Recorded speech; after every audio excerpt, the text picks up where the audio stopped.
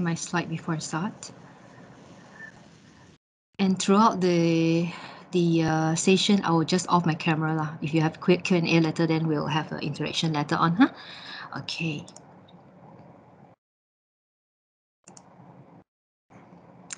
Daniel, can you see my file? Yes, yes. Yes, huh? Okay, give me a moment. Good morning, everyone. I'm Dr. Angela Liu from Civil Engineering Program. Understand from Mr. Anderson that we do have a batch of students from Bandung. Welcome to Sivan Sarawak, and also our students from the Design and Innovation course. Welcome.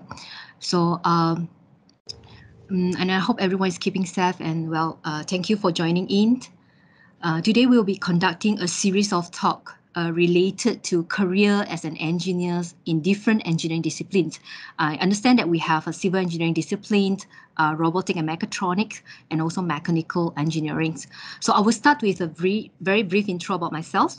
I'm a senior lecturer at the Simbang Sarawak, a civil engineer by profession. Briefly, I have 17 years of working experience. I graduated in 2004 with the Bachelor of Engineering Honours in Civil Engineering. So upon graduation, I work as a civil and site engineer in a design office and spent a fair bit of time at a construction site as a site engineer. So after working for about 4 years, I continued my postgraduate studies. I was awarded the Doctor of Philosophy in Civil Engineering from National University of Singapore. If you can't hear me, do let me know, Daniel. In 2012, I stayed in NUS for about 3 years, working as a researcher and also a project manager. So, and in 2015, I decided to come back to Kuching, Sarawak, and I'm currently lecturing at Simbang Sarawak. And at the same time, I'm also a civil engineering consultant, as well as the independent consultant for my alma mater, National University of Singapore. So that's briefly about myself and the reason why I actually put up this. Usually I will tell my students, because I believe that being an engineer, you have many other options. You see, you can become a site engineer, design engineer, you can continue further your study, you can become a researcher, you can also join the project management company as a project manager or project engineers. You know, you can work as a consulting engineer as well as, you know, being an academician. So briefly, you know, we because some of you may think that being an take out engineering program, you will end up as an engineer, but there are many other options that to choose from. Okay. So I'll briefly, since I'm the first speaker, so I'll just briefly, I believe most of you already know what is engineering. So I'll just briefly go through this with you all, just for the benefits of those who are unclear about engineering or engineers. Okay, so the word engineering actually comes from the Latin term ingenium, meaning cleverness. So the word engineer originates from the Latin term ingeniare, meaning to invent, design, and to build and make things work better. So engineering is the practical application of all sciences, combine the field of science and maths. So I believe most of you here, probably you have got pretty good results in your maths and science. That's why you take up engineering programs. And, this engineering is basically to solve the real world problems that improve the world around us.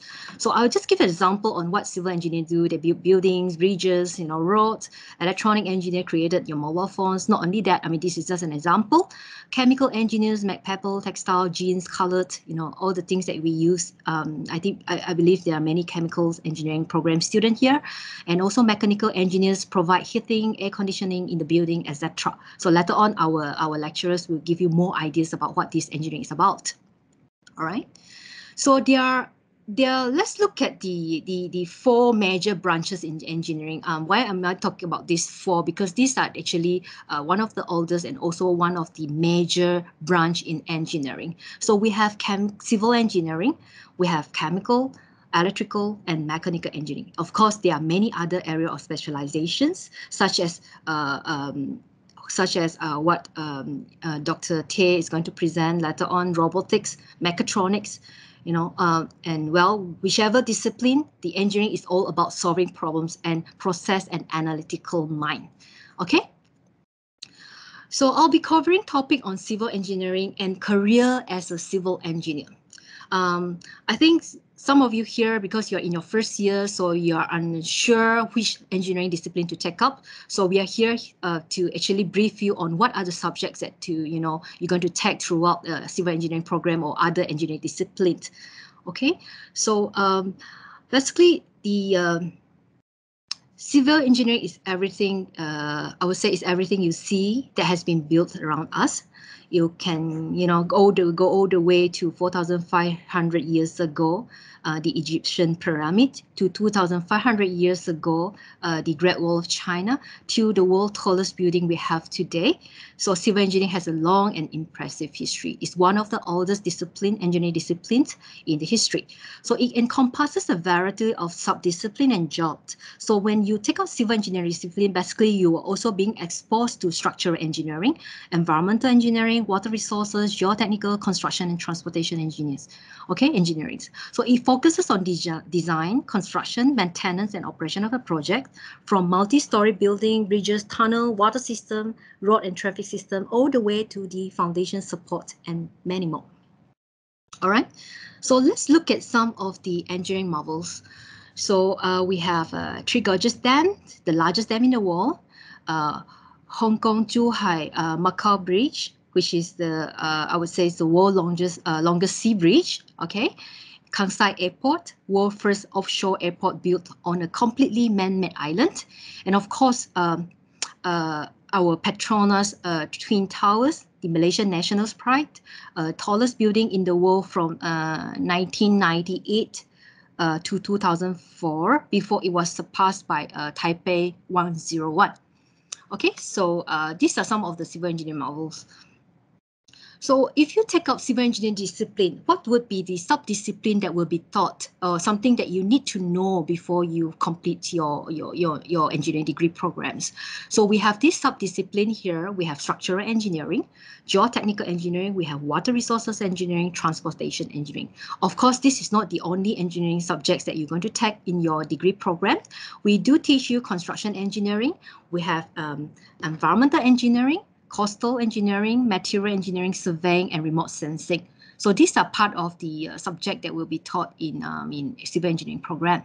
Okay, so let's look at the individual sub-discipline. I mean, I'll just go through the 4 sub-disciplines here because these are the main core unit that you will be taking throughout the engineering degree in Swinburne Sarawak.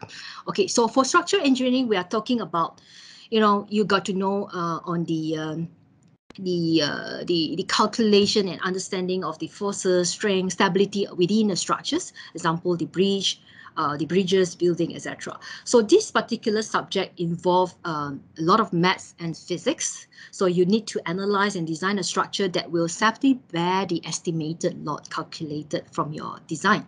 So I'll just give some example. I mean, if you are aware of this subject offered in Swinburne Sarawak, these are the subject that you need to take up to become, to complete your structural engineering portions in our civil engineering degree program. So we have a design of concrete structures, design of steel structures, and also structural design of low-rise building. And why low-rise? Because we are following Australian standards. So this is part of the subject offered in the Halton. Okay. And we'll look at geotechnical engineering. Is the study of the behavior of earth materials. I mean, before the foundation, we have to know the rocks and the soils and the characteristic of all the materials. We need to know the ground improvement technique. I mean, as a civil engineer, you need to involve in designing of foundation, slope, retaining structures, tunnel reclamation, and deep excavation. All these basically starts from the understanding of the mechanics of the soils. We call that the geomechanics, which is you have to understand the characteristic of the soil and the rocks before, I mean, the ground condition before you can actually design the foundations. All right, so subject that to be taken in order to complete the geotechnical engineering portion in civil engineering program would be, in your second year will be a geomechanics, whereas in your third or final year, it will be a geotechnical engineering. Okay, you can stop me if I'm going too fast, okay? So let's look at the third subdiscipline, water resources engineering, and this is my specializations. So in water resources engineering, basically you need to design the, it can be design of any system to manage human water resources. It can be from water treatments all the way to dams, channels, canals, and pipelines. So all these are, we are here to actually manage the human water resources. Okay, so development of technique for prevention of flood is also part of our role. Planning and management of facility like making canals for irrigation, sewer for drainage, and to avoid water logging, works related to the usage of control of water. All these are our role as a water engineer, or if you are looking at the flood preventions in a rainfall runoff, then you will be called a hydrologist. Okay, so we also have to meet the water requirement of society and the environment, such as we need to build the water treatment plants and pipe networks for the conveyance of water to the taps or wastewater from the toilet to the treatment units. These are also part of the scopes in the water resources engineering. Okay, so just to tell you some prerequisites, some subjects that you need to be taken in your civil engineering program before you complete the civil engineering degree would be the urban water resources that you will take during your second and third year, and also a capstone unit, water and environmental engineering, that is during your probably in your second semester, third year, or fourth year, first semester. All right. Okay, so the last subdiscipline, of course, is not last but not least, but is the transportation engineering. In transportation engineering, a transport engineer will have to plan, design, build, operate and maintain system of a transport in such a way that it provides a safe and efficient, convenient movement of people and goods. These are the examples of the things that within our role, which is the street roads, highway, airport, railway, public transportation, etc.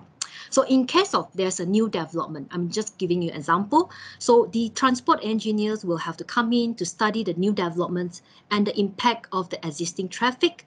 They need to make an improvement, whether on the, stick to the existing transportation system by adding a new lanes, or they have to provide bus stop, because if it's a new development, meaning there will be increase in the traffic flow. So these are some of the roles of the transportation engineer. Okay, so these two subjects is the subject that you need to take to cover the transportation engineering subdiscipline, which is the one that you are taking in your second year, road engineering, as well as the transport engineering in your third or fourth year. Okay. All right, but how do I become a civil engineer? Probably you'll be asking, all the subdisciplines sounds interesting. You have so many varieties, so many options to take up. I mean, after becoming a civil engineer. So how do I become one? So currently you're in your first year degree. I think most of you here are in your first year. So you come in from different pathway, it can be from your A-level, O-level, you do a one-year foundation study with Swinburne or with other university, then you join degree programs, or you can come in from STPM, from your diploma, then you'll be joining in the second year degree programs. So after you have completed your accredited bachelor's degree program in civil engineering, though you have to come out to work and you need to pass an exam to become a professional civil engineer. Of course, this is not the end of your career. So if you want to have a further specializations, you can obtain a master degree, focus on one of the subspecialties of civil engineering, or to advance even further, you should go for a doctorate degree. You see, the subject that we taught in your degree program, basically just like, for example, a road or transport engineering. So maybe you are looking at the intelligent transport systems, where you want to take out a master course for that. Okay, so these are some of the the very straightforward pathway to become a civil engineer. All right. So probably you'll be asking, what are the duties of a civil engineer? So I actually put it here, but I'll just briefly go through it, because this is, of course, just a general duties of a civil engineer. So as an engineer, not only civil, so you need to provide technical advice to clients. Okay, you have to provide advice in terms of design, construction, or program modification. And of course, you need to estimate the quantity and cost to determine the project feasibility. Of course, in a very big project, we do involve QS, which is the quantity surveyor. But most of the time, the civil engineer will have to work on this as well. Okay, you need to consider construction cost, regulation, potential environmental hazard. All this has to be part of the project stages. So you have to know the rules, the regulation, what are the requirements from the council. Okay, so then you have to oversee and analyze result of soil testing. That's why the geomechanics come in, the geotechnical issue comes in. So this is where you need to determine the strength of your foundations. And you have to manage and direct construction, operation, maintenance, become a site engineer or resident engineer, analyze the result of tests on building material. Sometimes we do have different building material that need to be tested, that brought to the site and need to be tested. So you need to know, to understand the result. Okay, and of course, the most important is your soft skill. You need to present finding during bid proposal, environmental impact statement, or if you're working with a developer, probably you need to sell the property. You need to actually, speak to the client, to the potential client, etc. buyer. Okay. So, career opportunity. So, this one I used to put this to the students just to get them, just to let them have some feel about how this career opportunity will be like after they graduated.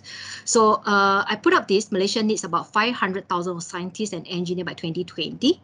But to that, we have only 128,000 of registered engineers in the country. This was published in February 2019. And I did a quick check on the Board of Engineer registered graduates, engineer and professional engineer. Currently, we have about 165,000 of registered graduates and professional engineer, and 48,000 of them are actually civil engineer. But if you look at it, the engineer to population ratio for a developed country, we actually need we have 32 millions of people. So we actually need about 300,000 of engineer by if we want to achieve, as a developed nation. So we still have a long way to go. So meaning to say that the career opportunity for an engineer, not only civil engineers, are plenty. Okay, so these are some of the list of the job career that you can consider as a civil engineer. I mean, you can become a project manager, you can work in the construction industry, you can be a specialized in transport, water resources, etc. engineer, you can be a hydrologist, project management consultant, etc. Okay, I do not dare to put in the 2020 because of the pandemic, and I found out that the minimum wages had dropped to about 1,500 for fresh graduates. But do not worry, because we have slowly picking up. Now it's going to be better in the future. So 2019, I have this, I'll just put this for you to refer. So being an engineer, you roughly get about, if you are in the building and construction industry, you roughly get about 2,800. This is just an average for highest pet. Though this is the highest pet for the fresh grad. Okay. And as for the engineering, any engineering discipline, it will be about, I would say, about 2,500 highest. That's for fresh graduates. All right. Okay, so this is just to give you some idea on what will be the pay that you will get as an engineer after you have graduated. All right, so if you are talking about, I don't want to become a civil engineer, I want to become an entrepreneur. We do have successful entrepreneur who is also a trained civil engineer. So I put out a few examples here. So we have Ren Zhenfei, founder of Huawei. He's a trained civil engineer. We have Carlos Slim, Mexico's wealthiest man, one of the richest self-made billionaires in the world. He's also a civil engineer.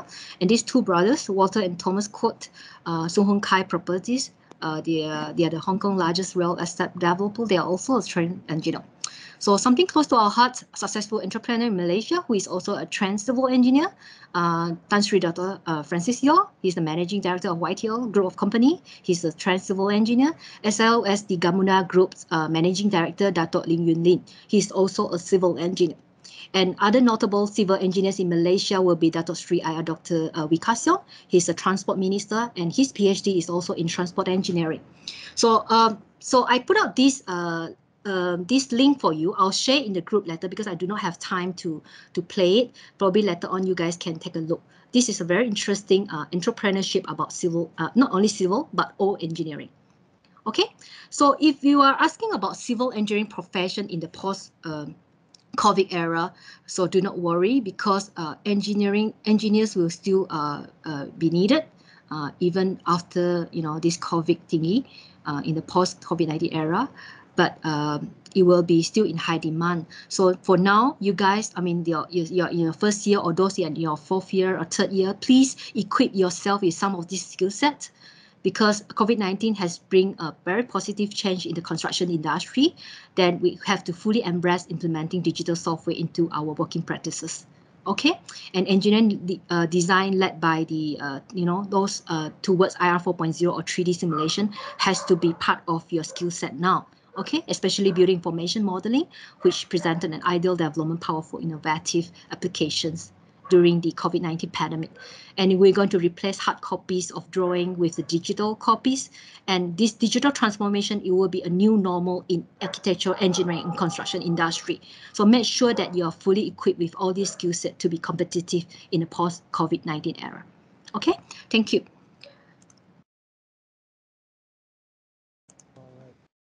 Thank you, Daniel. I'll pass the floor back to you. So if you guys have any questions, we have a Q&A session at the end of the event. So next we'll continue with Dr. Teh for sharing of robotics and mechatronics engineering.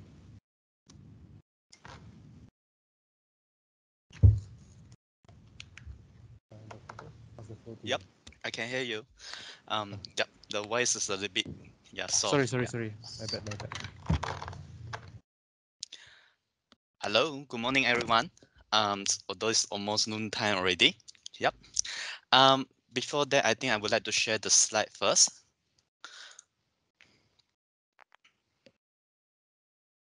Wait for a while.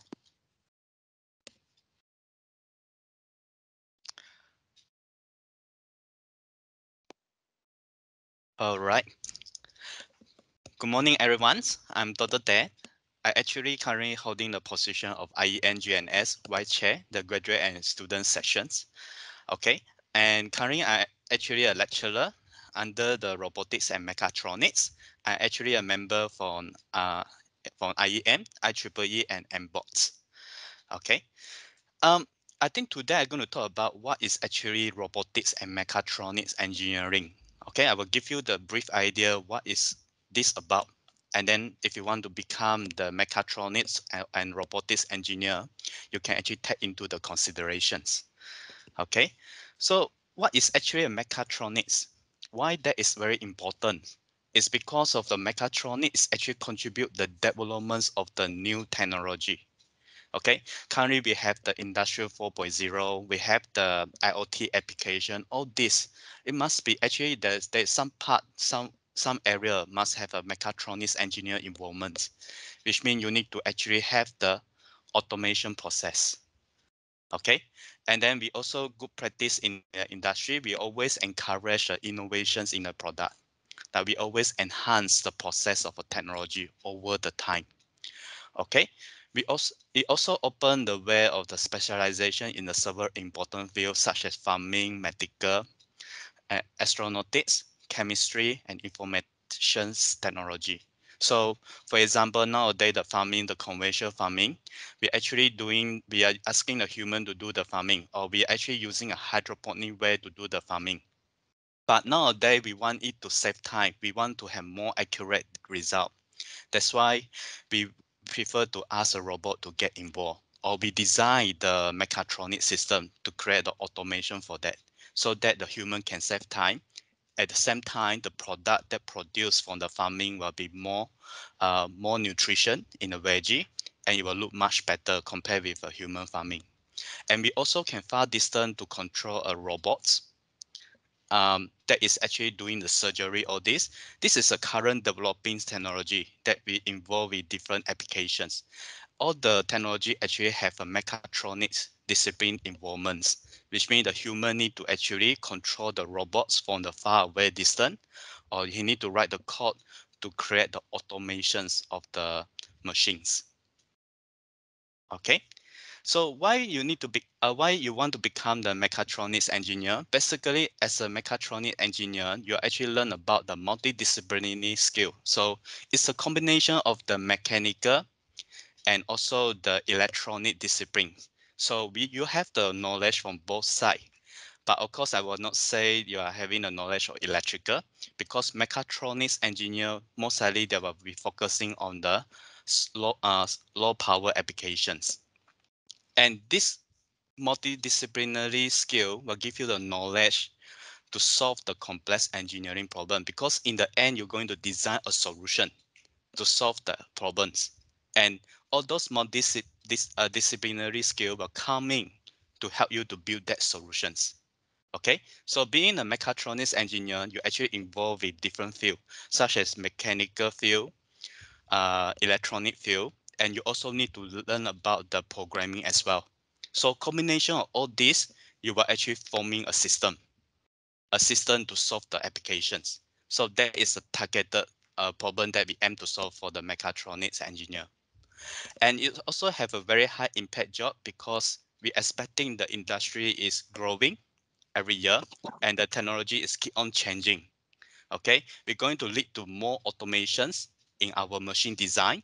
We're going to have a 6G application to control the devices from far away distance, including the rural area. Okay, we also need to have the IoT applications. We had to collect the data online, and then we collect the data online, and we can, as an engineer, we can analyze or monitor the data from far away distance. For all this, we do actually require the expertise from mechatronics engineering. And because of that, I would expect this discipline is going to grow for the next 10 years. It's getting a more and more engineer to join this engineering discipline. Okay, and as a mechatronics engineer, you also have you can register under the BN to become the recognized engineer, and then you also can register under the technology under the MBOT to become the technologist because you involve with the technologies all the times. Okay, the most important thing is after you register as an engineer or technologist, you can actually apply the knowledge to solve the real world problem by joining the industry. Okay, let me introduce the actually mechatronic is quite a new compared with the civil and mechanical because civils I think long time before the people already built the pyramid or this thing. It's already long time before we have the building structure of this. But mechatronic is very new. It's only like is founded by the Tetsuro Mori in 1969. Okay, so we have like around less than 100 years or for the mechatronics. But it's actually a multidisciplinary.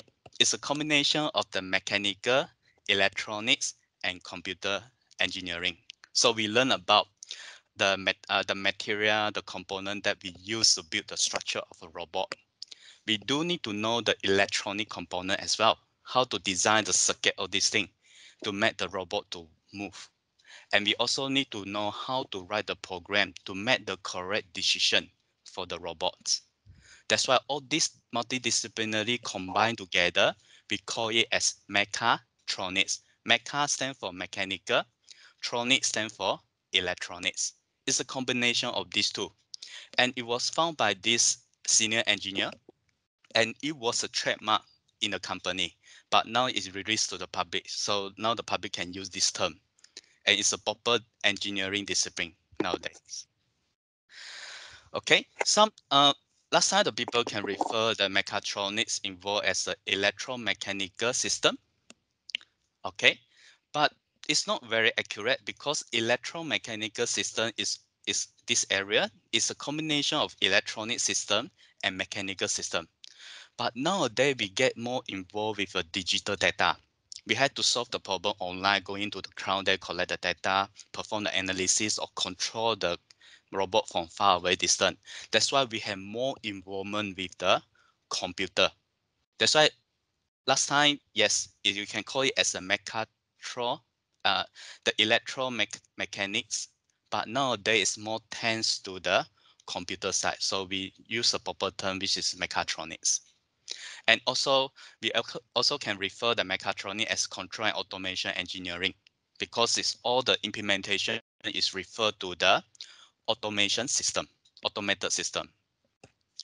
Okay, so mechatronics engineer unite the principle of mechanics, electronics, and computing to create a simple, more economic and reliable system. The time we want to design the solution, we aim for the economical and reliable system, and the entire system will look simple in solving the problems.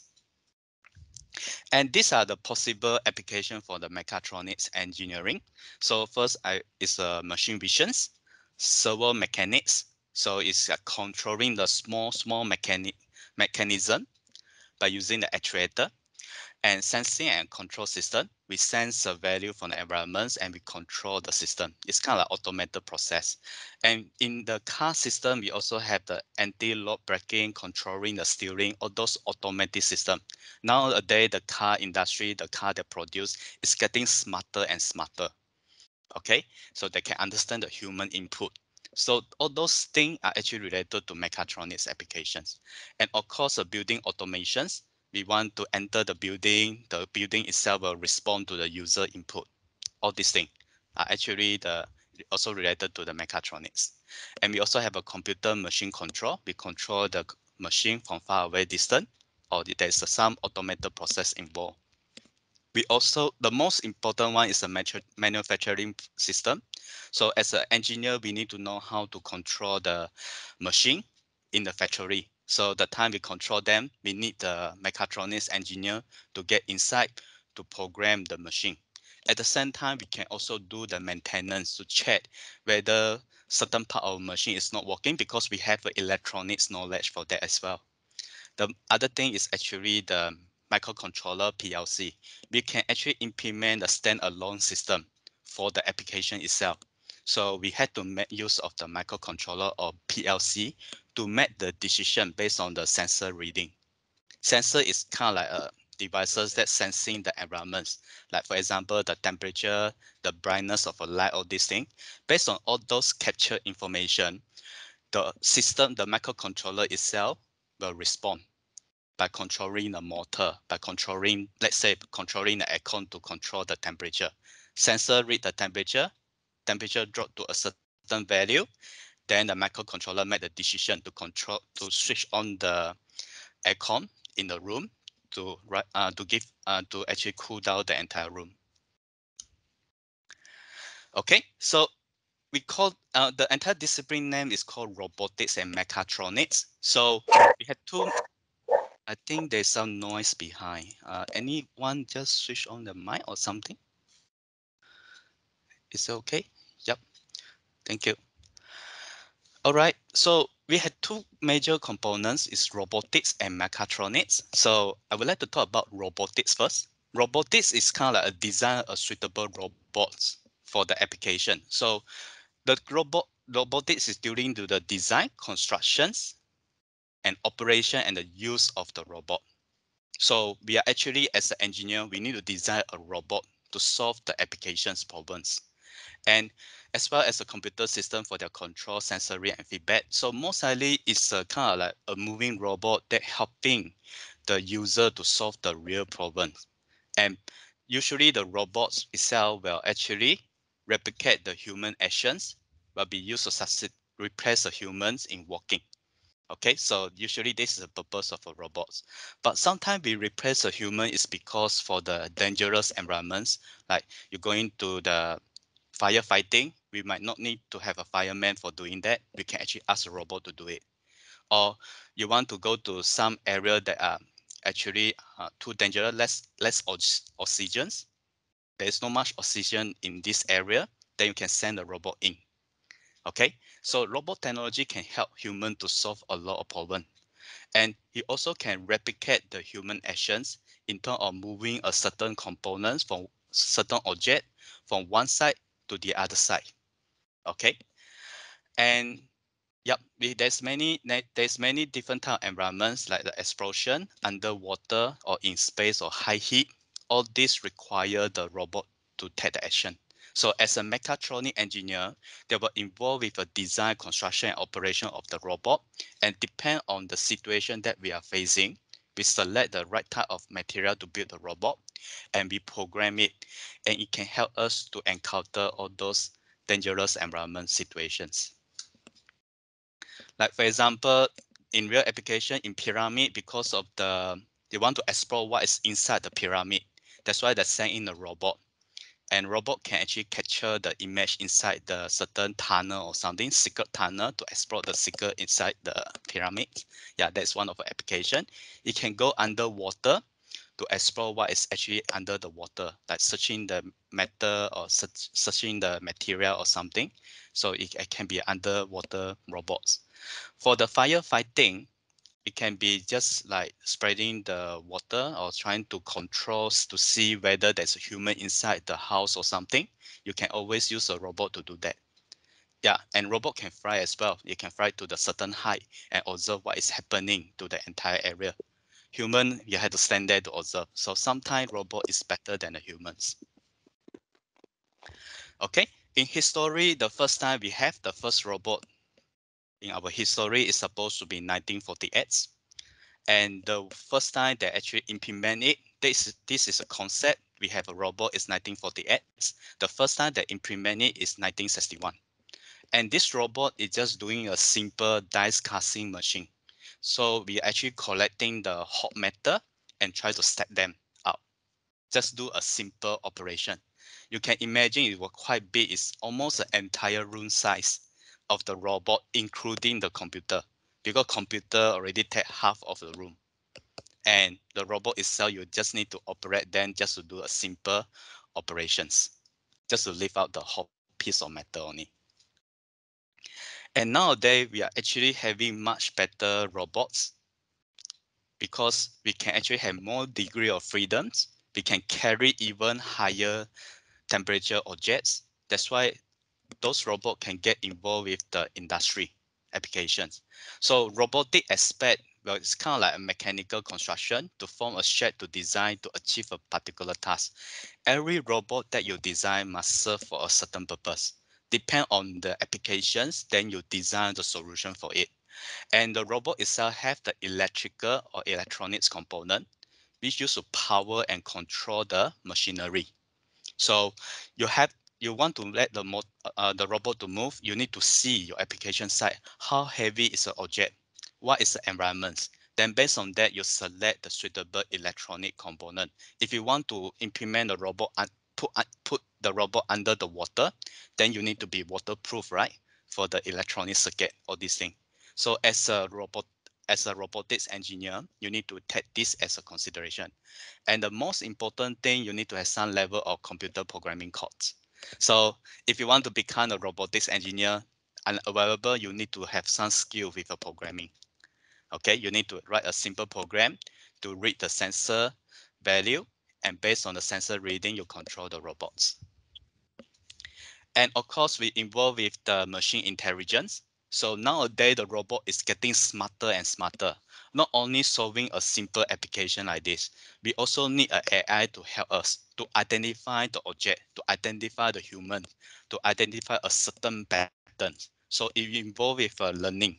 We learn from the sample, and the robot itself will react based on what he actually detect for the patterns. Okay, so we do need the AI to interact with a robot, but AI area will be more to the computing. But AI is a brain. Robot itself is the entire body. A brain without the body, you cannot do much thing. You need to have a brain and body together so you can achieve more thing.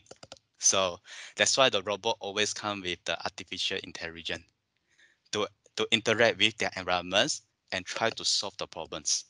Okay, even nowadays, the construction company, they're actually using the robot to help the engineer to lift the metal, lift the concrete from low to the high places. And also they can help to cast the concrete as well. Yeah. And let me put into the situation because the people might confuse what is actually mechatronic system, what is the robotic system. Maybe I would like to explain using the mechatronic system. Mechatronic system is kind of like automatic process. And then let's say you have a traffic light system like this, and then you just, as long as the user press a button over here, the system will automatically respond back after a certain time. So all these things we call it as a mechatronic system. Robotic system will be more to like you have a camera that is tracing the human walking past the road. And if you see the human is passing using the camera, then he will respond according to it. Not you press a button, you wait for a certain time, it will respond. Usually, if you press a button, it will respond after a certain time. Preset value, all these things is supposed to be the mechatronic system. Robotics, you need to make use of a certain thing to actually detect the human or the certain object. Then after that, you take the action accordingly. Okay, so we usually call this as a robotic system. So you must have something to follow the human actions. You must actually have something to detect the environments, and based on that, you respond to it. Internet of Things. So now, last time traditional, like let's say the traffic light system, we can do it without going through the internet. It will be automated. It still can solve our daily life problem. But nowadays, the people want to monitor the entire city for the traffic system. So they need to actually make use of the IoT to upload all those information to the internet, so that the engineer from the other side, they will know what is the traffic condition for a specific area, let's say. So Internet of Things is actually embedded with the electronic software and sensor and actuator component all together. But the most important thing, you can actually interact and change the data by using the internet. And you will collect at the center, and the operator there will do the analysis and justify what action need to perform.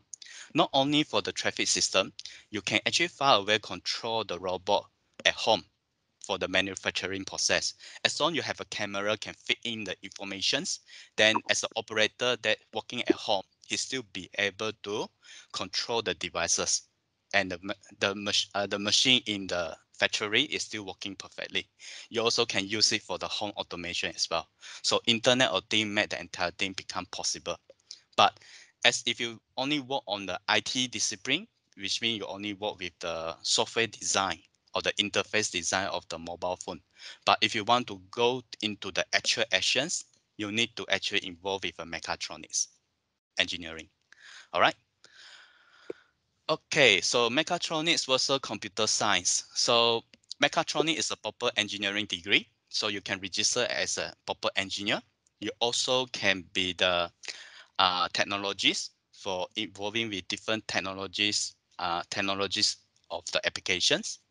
You also will learn about the electrical, computer, and mechanical system and how to combine them effectively. Okay, you also have the opportunity to develop the system, mechanism, devices, process of the robot which behave intelligently. So for example, I currently have one project with the Dr. 10 student. It's about the hydroponic farming. We made it to be automated to grow the veggie. So without the human stand inside the room, the veggie will continue grow by themselves. After it's ready for the harvesting, and then they will alert the user at home to come to collect the veggie. So all these things will be automated, and it will look smart in the applications. Okay, so computer science will never build the physical system. So if you become a computer science, you study the computer science, it means that they'll only teach you about the programming, the interface design, all this, but the computer science will never build the physical system. All right. Okay, these are the industry that involve. So we have a sound vision local industry that is actually it deal with a PLC system. We have a Toggle for the machine automation. We have the Vitrox for the machine visions. We also have some other company over here involving with the robotics and the manufacturing process. All right, so these are the consideration for the mechatronics. Of course, more and more company is involving nowadays because they want their machine inside the company is controllable and can control from the far away distance. So they need more mechatronics engineer to involve their company. And I also want to promote the upcoming robotic and mechatronic talks. There is a AI talks in November. So if you are interested, you can actually come to the talk. All right. Thank you. Any questions for the robotics and mechatronics? All Okay. right. Thank you very much, Dr. Tay. For the questions, right, we will leave it for the end of the session. Yep, sure, no problems. All right. So next up, we have Dr. Victor to share about mechanical engineering. Hello everyone, good morning. So I think I should be the last speaker, right, for this morning. I think it's almost lunchtime, so I will make this as short and as sweet as possible for everyone. So let's try to catch up on the schedule a little bit. Let me just share my screen. Give me one moment.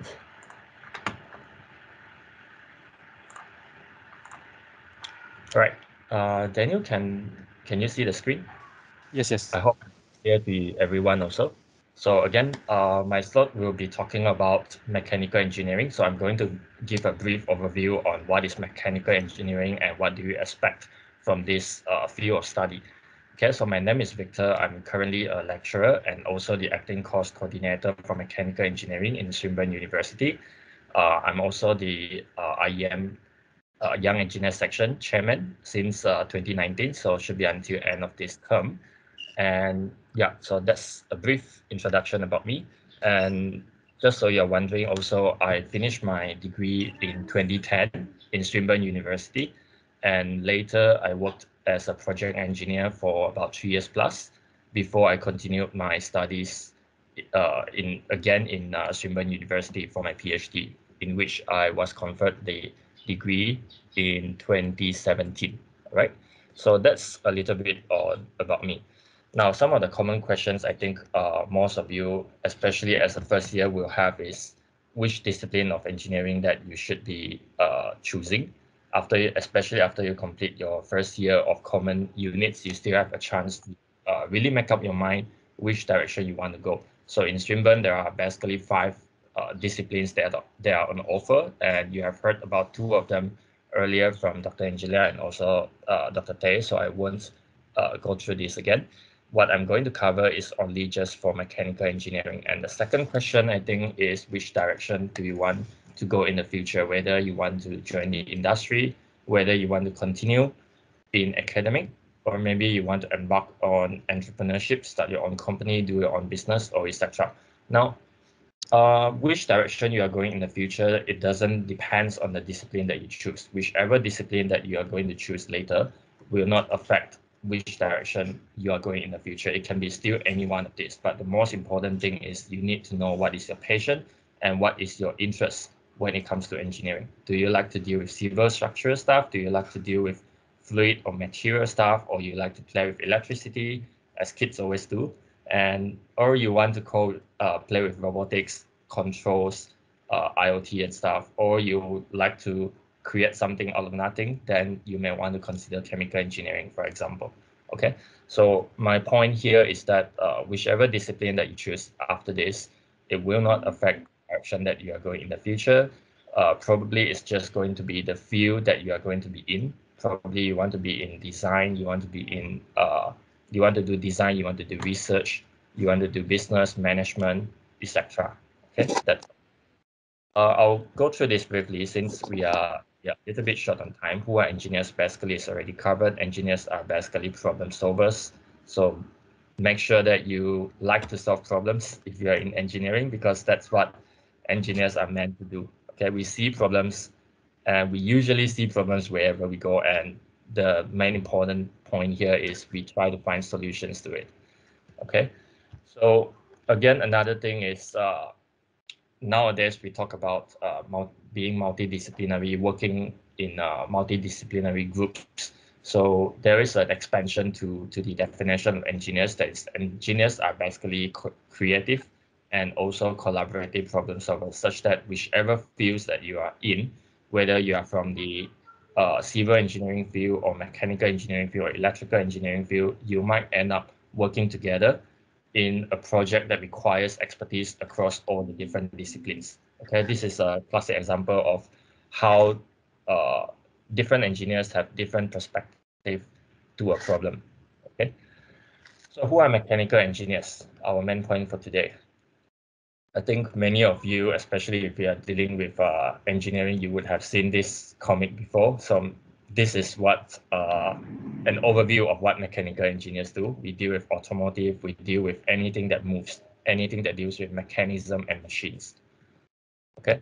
Some common perceptions that people may have: mechanical engineer, if you graduate, then what are you going to do? Maybe you end up in aerospace engineering, okay, designing space shuttle, designing airplanes, for example, or you may be ending up in the Navy field, okay, designing ships, transportations, or maybe even in oil and gas, okay, on the oil rigs platforms, or yeah, this is one of the most common ones. I think many new students that I talk to, they always get into mechanical engineering because they are interested in automotive.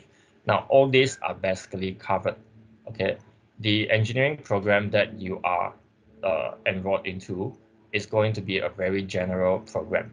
Okay, everything starts from the fundamentals. So in any of these engineering programs that we do, we basically cover the fundamentals that is required for you to go into any of these specialized fields. Okay, and of course, one of these that I didn't cover just now is your air conditioning or HVAC field. This is also one of the biggest field that mechanical engineers may go into. Okay, so mechanical engineers basically research, design, develop, build, and test mechanical and thermal devices, including any tools, engines, and machines. To make it very simple, mechanical engineers basically we analyze problems to see how mechanical and thermal devices may solve the problem. So you'll be dealing a lot with machineries, you'll be dealing a lot with thermal and fluid systems, and also materials engineering. Okay, so mechanical engineering is basically a discipline that applies engineering physics, maths, and material science, okay, to design and analyze, to manufacture, and to maintain any mechanical systems. And of course, as with civil engineering, you would see that it is also claimed as one of the oldest and broadest field of engineering disciplines. Okay, so some of the sub-disciplines, once you have completed your general mechanical engineering degree, some of the sub-disciplines that you may explore include manufacturing and design, thermal, automotive, even acoustical or sound engineering, aerospace engineering, naval, biomedical, and even structural. So basically, mechanical engineers mechanize the world. So we deal a lot with machines, mechanisms, so all these gears, machinery tools, turbine engines, that is your jet engines. I think some of you may be interested in that, or maybe something that is more delicate, something that is very small. For example, your watch mechanism. You'll be surprised how many types of different mechanisms are actually crammed into a wristwatch, an automatic wristwatch that we are wearing. Okay, there are tons of them just inside that tiny little watch. So some of the mechanical engineering marvels. Okay, of course, I won't show you the common things like turbine engines or car engines, but there are something that some of you may not be aware. It can be as small as a nano engine. Okay, that means an engine that works on a single atom. It can be something as big as an aircraft carrier. It can also be as big as a machinery that is this example here, the giant vehicle of land, Bagger 288. These are all mechanical engineering marvels around the world.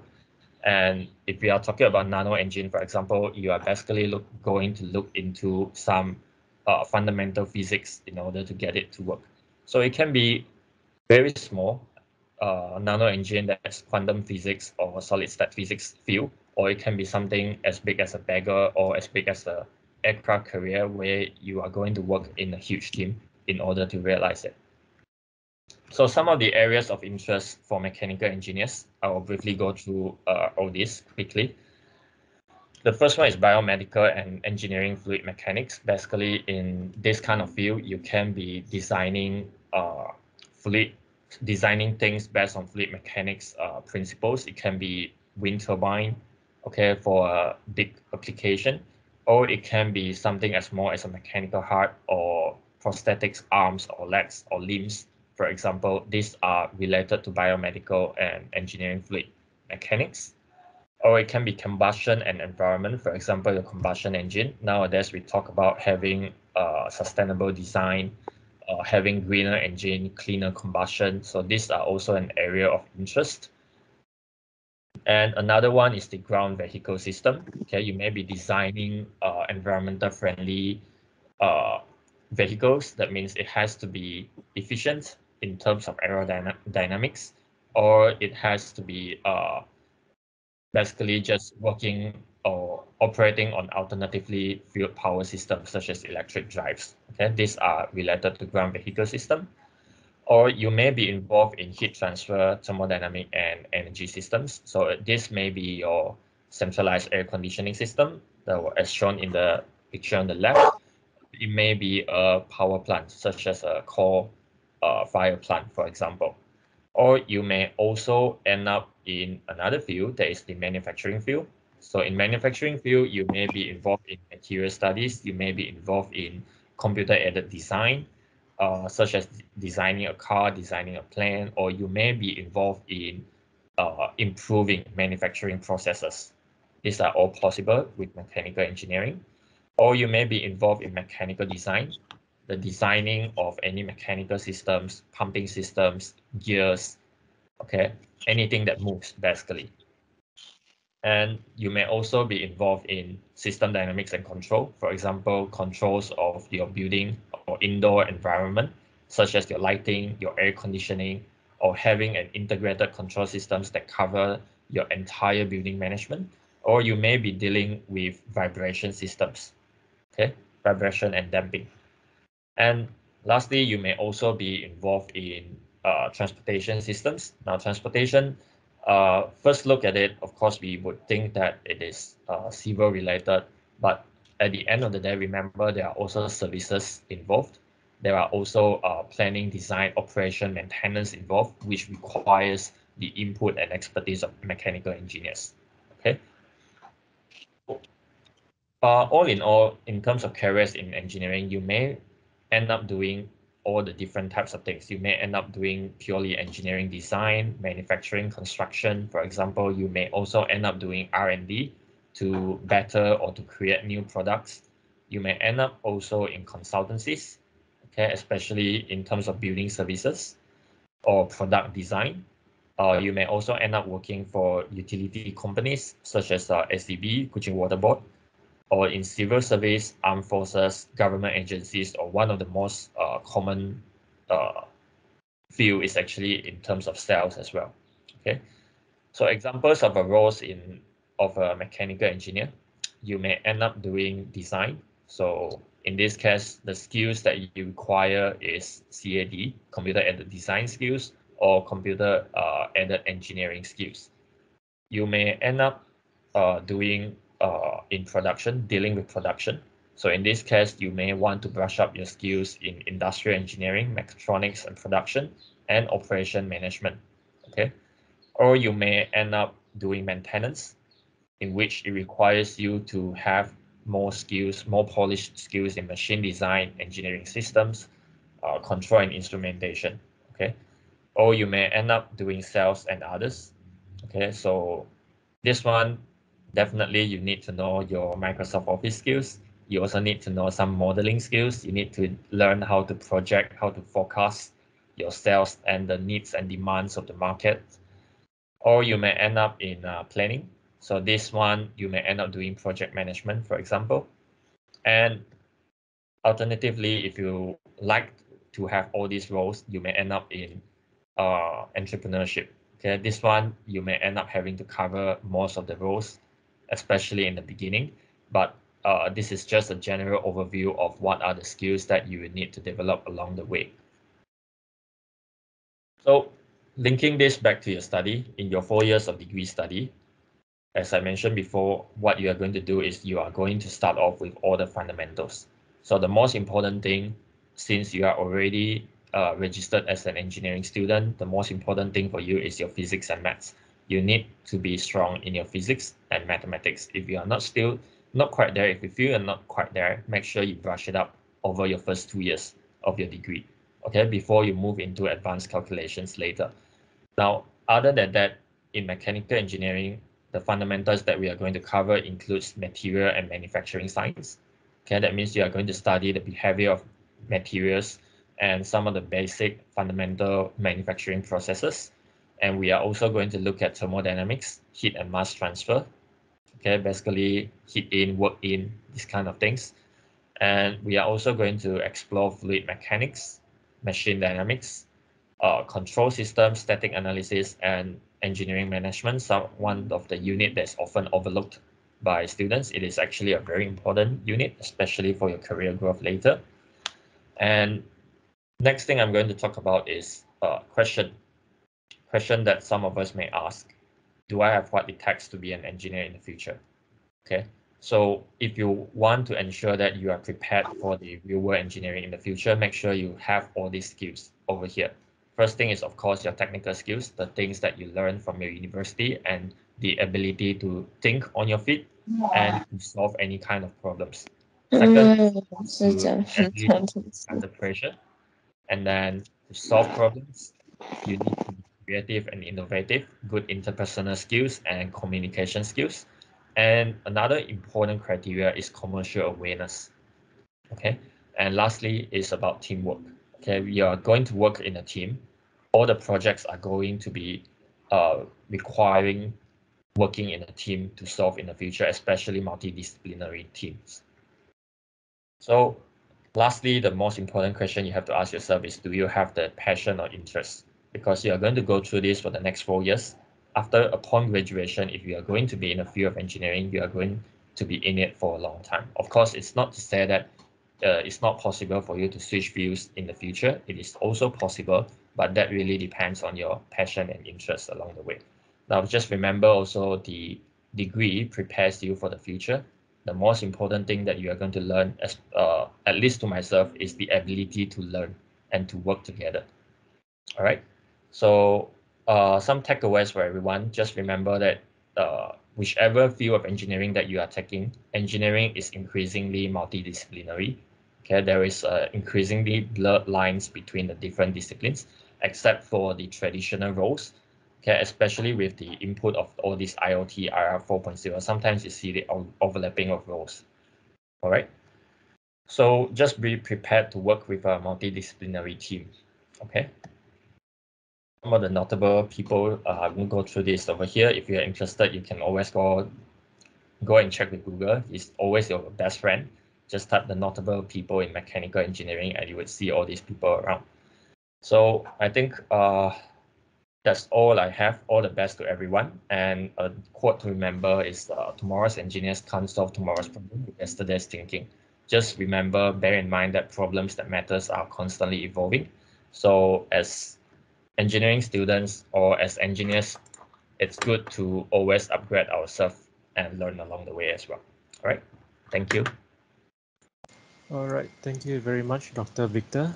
Lastly, we have Juliana to share about IEM Swinburne Sarawak student section. So, good morning, everyone. My name is Juliana, and I'm in charge as a Vice Organizing Chairman in this talk. So today I'm going to introduce you about IEM-SSSS. So what is IEM-SSSS stands for? It is actually a short form of Institution of Engineers Malaysia Swinburne Sarawak Student Section, and is a professional club for all engineering students in Swinburne University Sarawak. The purpose of IEM is to promote and advance the science and profession of engineering in any or all its disciplines, and to facilitate the exchange of information and ideas related to engineering. Besides, there are a few objectives of IEM, which include to hold meetings, exhibitions, and visits to advance the interests of the profession of engineering, and also to promote honorable practice and professional ethics. So basically, IEM-SSSS acts as a network that connects engineering students of all disciplines from across Swinburne University Sarawak, and also serves as a platform to develop career with access to our many events. Next, let me introduce to you our committee members. This is the family portrait of our IEM-SSSS committee for batch 2020-2021. For the committee, our president is Nicole Lin Yong, Vice President Eden and Alicia. Other than that, our committee also include the auditor, secretary, multimedia and publicity, external affairs, internal affairs, treasurer, and committee. So if you are interested on our new batch of committee members, you are welcome to join our annual general meeting, which will be held tonight. For a brief introduction, Dr. Victor served as the chairman of IEM Young Engineer Section, which is IEM Yes in short, of Sarawak branch. Dr. Kelvin is our club advisor and Ms. Tong Chacha is the portfolio director from IEM Yes Sarawak branch. In the batch of 2020-2021, we have organized a various type of events. As you can see from the slides, in 2020, we have organized team building activities, new committee training, virtual talk, t-shirt design competition, blood donation, and even joining Intech opening ceremony as a helper. For year 2021, we also organized virtual talk, workshop, secondary school sharing session, fundraising and engagement project, and another blood donation drive. So this is the photo of one of our physical activities held in year 2020, which is IEM-SSSS team building. The team is having a trip to Camp Mai Matang, Sri Maha Mariamman Temple, and Kampong Telaga Air for this event. Another event having in year 2020 include a virtual talk on how to write your resume or cover letter. For this talk, we invited the founder of JobsTalk, Mr. Ryan G, as the speaker, and we had about 46 participants joining the event. For year 2021, we got Blood Donation Drive 2.0 in collaborate with Blood Bank Sarawak General Hospital, organized at the Spring Shopping Mall. In this event, we got around 67 donors joining the event.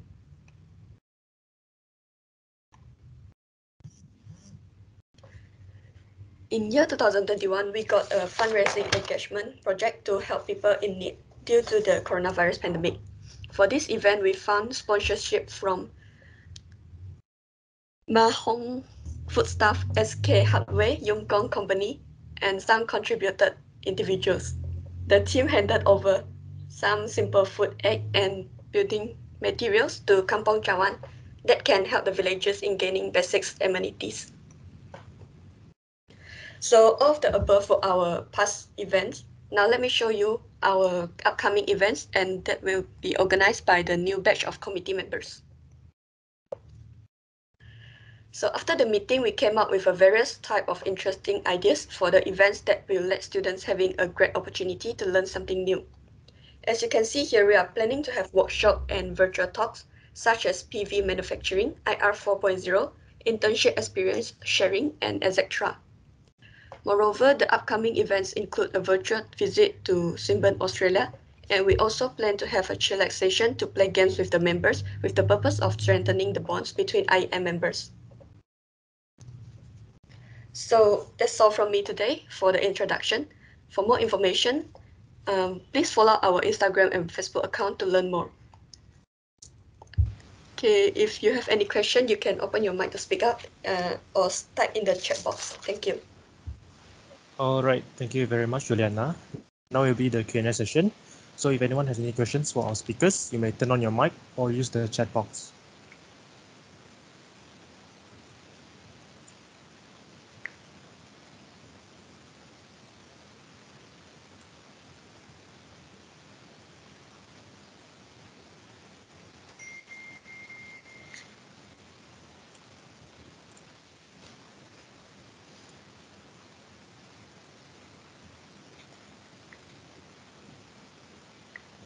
So we have a question from Eden.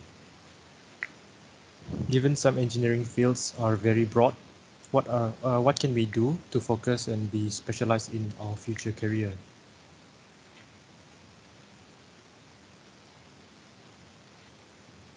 Can you have any of our speakers to answer this question?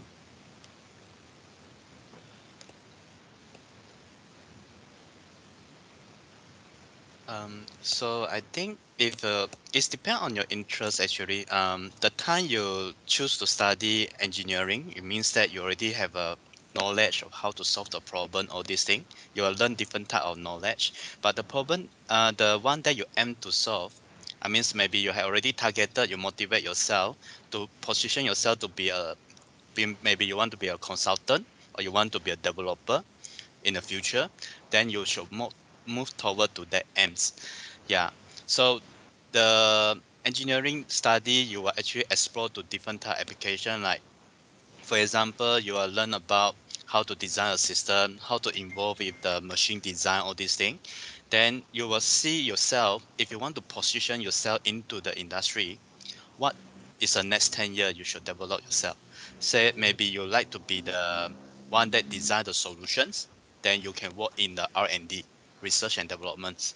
Or you want to actually help to do more programmings, then you can actually involve with the more to the IT area as an engineer to control the machine or something. So it's actually depend on your interest. If you actually there's many application available for discipline, but it's all depend on your interest, and then you can get involved with the internship experience. Also, you can actually select the elective subject to to fit what you actually want to be. Does it answer your questions?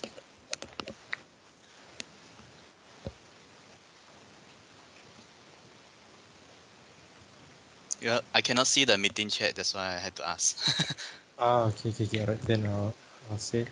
So another question from Brian.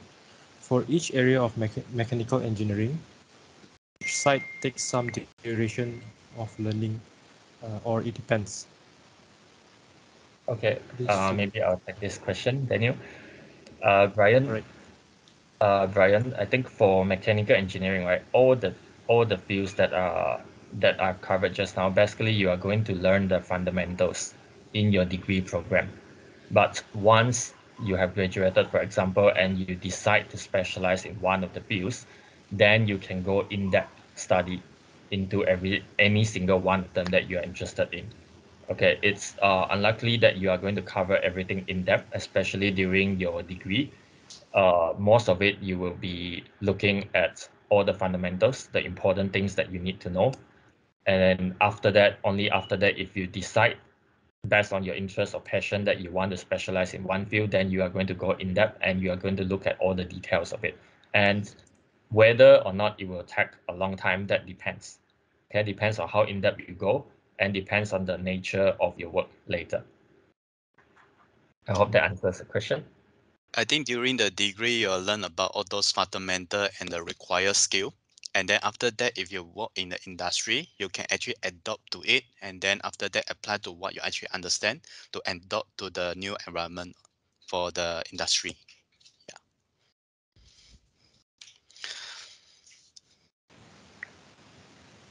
Okay, so the next question will be: will engineering's job opportunity be affected by the pandemic?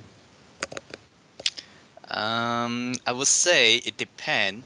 Actually, it create the job opportunity sometime. It also reduce some of the job opportunity.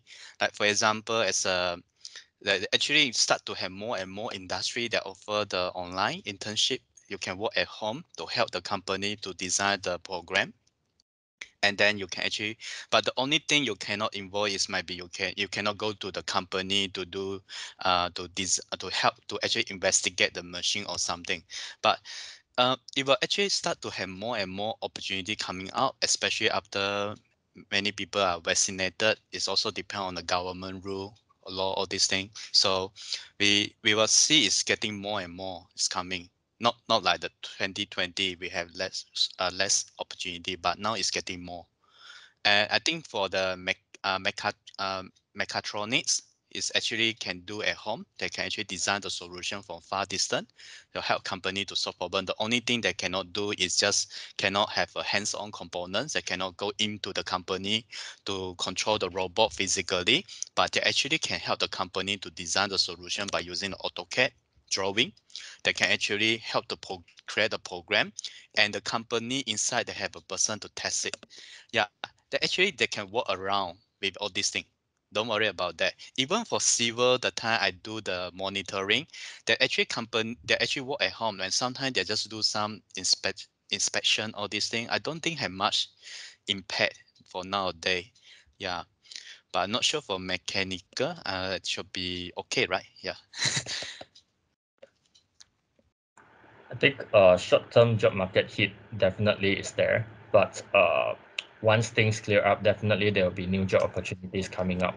But bear in mind that conventional job descriptions may not be that common anymore. You will be faced with new challenges, new opportunities, and new kind of work nature in the future. Yep. It's a new normal. Yeah. To share with you all, I mean, this is from the latest updates from not sure about Kuching because we are still picking up, but for KL and Singapore, basically the fresh engineers and also the current engineers are on in a high demand because the market has been picking up very soon. I mean, they actually started. They go back to the construction, go back to the design office since I think early this year. So basically, they are looking for engineers, and we actually introduced a few to them, and yeah, this is just for you all to know lah. That's the latest updates from the market. So do not worry about that lah. Like what Dr. Victor said, like keep learning. Like you got to adopt a certain area. You need to know what are the market needs, because things are going to be different. Where you need to equip yourself with all the skill sets, like what Dr. Tay discusses now, the IoT, the automations. All this is very useful in the current pandemic era. Okay.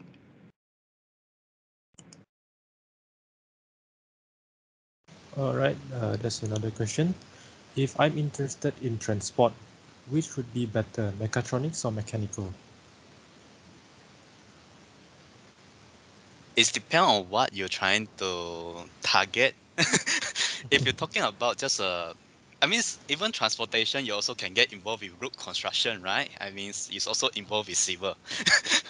It's actually the transportation is a very big topic. But if you want to design a smart transportation system involved with IoT, database, automated system, yes, of course, welcome to the mechatronics. But if you want to involve with the mechanical design, like involving a material selection for the the material to build the transportation system, then that will be more to the mechanical. And then if you're talking about the design of the root structure, how the topology thing works, or this thing, infrastructure or this thing, I think it's more to the civil. Yeah, actually it's involved in multidisciplinary. But what I can see from the industry, most likely they prefer mechanical and also civil to involve with the transportation first. But in future, it's going to have more and more for the mechatronic application because it also had to be smart, had to have the detection of these things involved and data collection for the large data. It really depends. Yeah, it depends on which kind of transportation that you're looking at. If you are talking about transportation, I would suggest, if you are more on the digital side, I would suggest you focus into the intelligent transport system. So that will be something new in the country. Basically, all the developed countries, they are moving into that. So if you want to focus, I mean, basically purely on the digital part, it will be intelligent transport systems. I think mechanical part, other than the operations and maintenance of transportation or the design, for example, if you are looking at the upstream, that's the design and supply of all the uh, transportation equipment or the systems, then you may be looking at mechanical. Okay, otherwise, if it's the overall transportation framework planning and so on, then it can be other disciplines.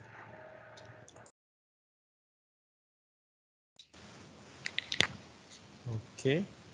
And then next up we have, I am interested in R&M and civil engineering, and I am stuck between these two fields. How will I be able to find my preferable field?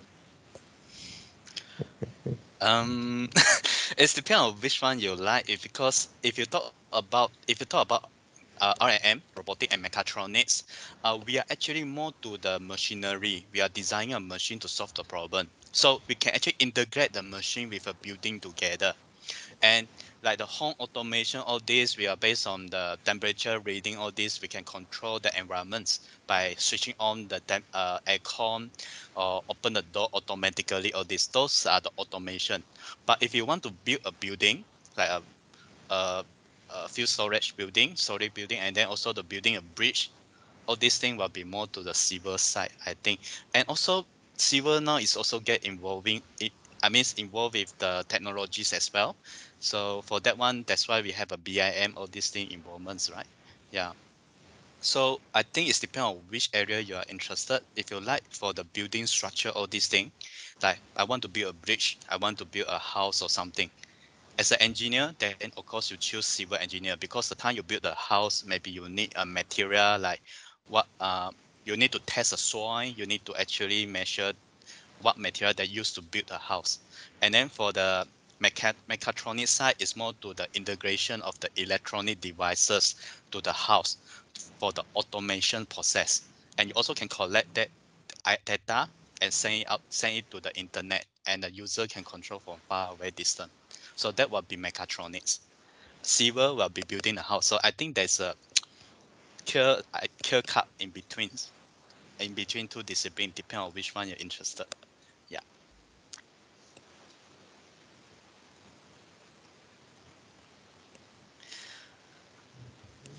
Any other questions?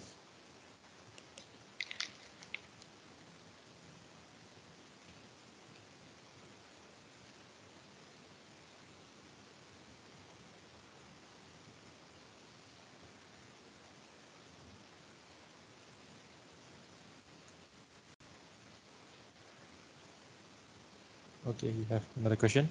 Is it true that in every project's all 5 fields, robotic, mechanical, civil, EE, chemical will be involved? Mm, It depends on the project. It can also say, I mean, it depends on project it's about. If my project is more to like developing a smart traffic light system, then of course I will get the mechatronic engineer as involvement. We also have a civil engineer to involve as well for the infrastructure, all these thing. Or the time you build the traffic light system, you also have to consider the road building, all these thing. You have to put the sensor under the road, isn't it? And the weather condition, all these things. So it's, if you talk about for the traffic light system, of course the involvement will be the civil engineer, will be the mechatronic engineer, also have a mechanical engineer involvements, like the maintenance, like the material selection for the physical structure. Yeah. Actually it's multidisciplinary by right. For a certain project, we need an expertise from different field. Even for the farming, we also ask expertise from the business side as well. Not only for engineering, we also have a business people involved with our project to make sure our solution design can be profitable as well. Yeah. So, yeah. Yeah, I agree with Dr. Tay. Just give an example of a manufacturing plant. Of course, you need a civil engineer to design the access to the plant. You need a civil and structural engineer to build the plant itself. And the internal system, you may need a mechanical and electrical engineer to come in for the all the HVAC, the wiring, ducting, etc. Whereas if you are having a chemical industrial plant, then you need the chemical engineer to come in to design the plant layout. And like for the robotics, you may want an automation for that plant. This particular project will involve all the 5 disciplines, but of course, in a very common project, I would say like a construction project, the ME, mechanical, electrical, civil, and structure will be usually part of it. Yeah.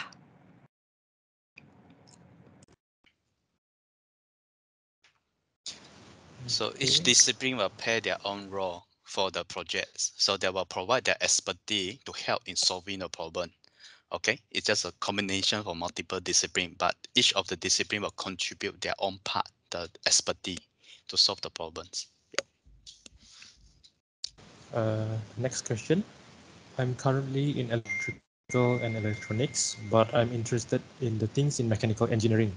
Is there a relevancy in these two So, areas? is it a little Mechatronic. which year are you in? That's mechatronic. Okay. Maybe you can join the in-betweens, mechatronics. I think relevancy wise, right, it will be your physics and maths and science. That's roughly it. But the things that you deal with in mechanical and then E&E, right, it's actually, I would say it's rather different. Okay, there may be some crossovers, such as if you talk about sustainable or renewable power, that kind of things. Yes, there is some crossover, something similar. But otherwise, if you talk about the fundamental knowledge that you get from these two disciplines, it's actually two different things, two very different things. Yeah. Yeah, because the electrical and electronic, you're focusing on the power applications, like the electronic applications. But mechanical, I believe, is more to the mechanism structure and material selection, drawing, and also we had to heat transfer all these issues. Yeah, they have different concern. Actually, the in terms of disciplinary, mechanical and electrical, they actually have a lot of difference in fundamental. Yeah, like what the Dr. Peter say.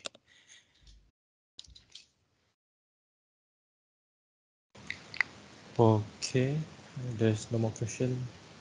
So it's almost 12:30. I guess we can end it here. So